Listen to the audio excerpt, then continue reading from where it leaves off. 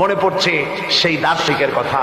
একজন দার্শনিক নৌকায় চড়ে যাচ্ছে কোথাও, তো নৌকায় চড়ে যাচ্ছে দার্শনিক একা, মাঝি নৌকা বাঁধছে।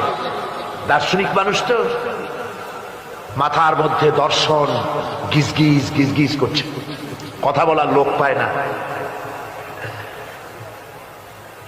এখন মাঝির সাথেই কথা বলার সিদ্ধান্ত নিল। শেষ পর্যন্ত বলল, রে মাঝি, কত বছর নৌকা চালাও?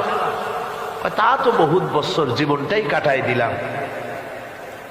তা ভূগোল চেনো? ভূগোল কখনো দেখেছো?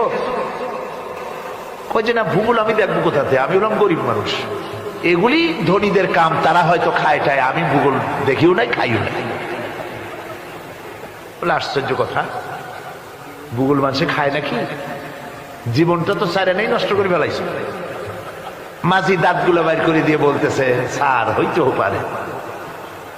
কিছুক্ষণ পর দার্শনিক বলছে, এই বেটা, দর্শন বোঝো? স্যার খামোখাই শরম দিচ্ছেন, এ সমস্ত বড় লোকের খাবার, ওগুলি আমার সামনে বলে লাভটা কি?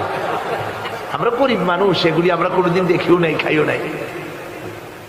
দার্শনিক বলছে, বেটা বেওকুফ, দর্শন মানুষে বুঝি খায়? তোর জীবন আটা নাই মিশা।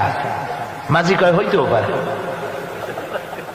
এবার দার্শনিক বলছে, এই বেটা, কিছুই তো জানো না, খালি দাব বাইর করো, ইতিহাস চেনো? মাঝি বলছেন, স্যার এইবার একটা কথা বলছেন যেটার সাথে কিছুটার মিল আছে, আমি খাইছি। সেটা হচ্ছে, বাপ গরিব ছিলেন, কিন্তু মাঝে মধ্যে শীতের মৌসুমে পাতিহাঁস জবাই করে আমরা খাইতাম, আর বিবাহের সময় শ্বশুর বাড়ির রাজহাঁস জবাই করে খাওয়াইছিল, কিন্তু ইতিহাস তো খাই নাই, ওইটা কোথায় পাওয়া যায়? দার্শনিক বলছে, বেকুব বেটা, ইতিহাস আর পাতিহাঁস বুঝি এক? তোর জীবন তো 12 আনাই মিছা। মাঝি কয়, হইতেও পারে। কিছুক্ষণ পর উত্তর দিকে কালো মেঘ উঠেছে, আকাশ থমথমে ভাব, নদীর ভিতরে তুফান সৃষ্টি হয়েছে। মাঝি বলছে, স্যার সাঁতার জানেন? কয় যে না মাঝি, সাঁতার তো জানি না।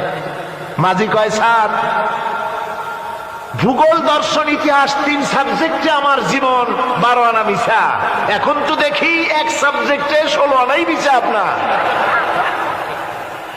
আমার তো 4 আনা আছে, 12 আনা ফেল, 4 আনা তো আছে, ওই 4 আনা দিয়ে আমি সাতরায় কেনারায় উঠে যাব, আর ইতিহাস দর্শন পাতিহাস খাইয়ে ডুবে মরমিয়া।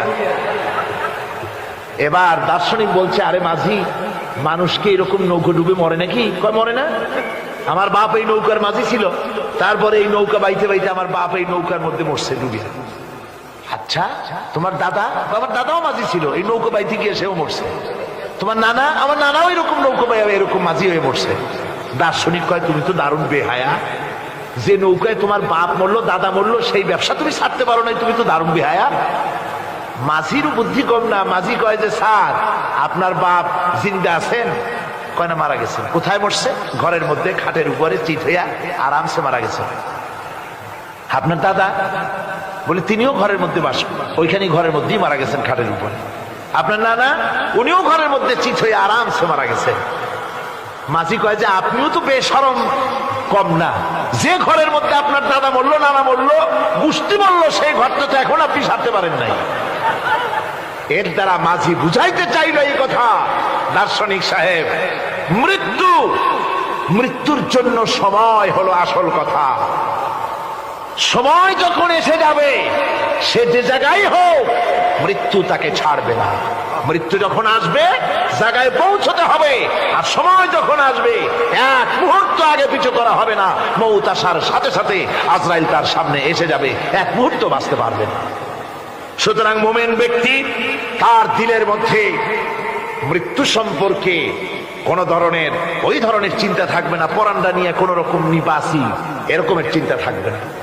জীবন আল্লাহ দিয়েছেন, আল্লাহ নিবেন, সময় আসলে 1 মুহূর্ত দেরি করা হবে না। সুতরাং সেই জীবনটা যিনি দিয়েছেন, তার রাস্তায় যাওয়ার জন্যই সে তৈরি থাকবে। এটা হলো মুমিনের কোয়ালিটি।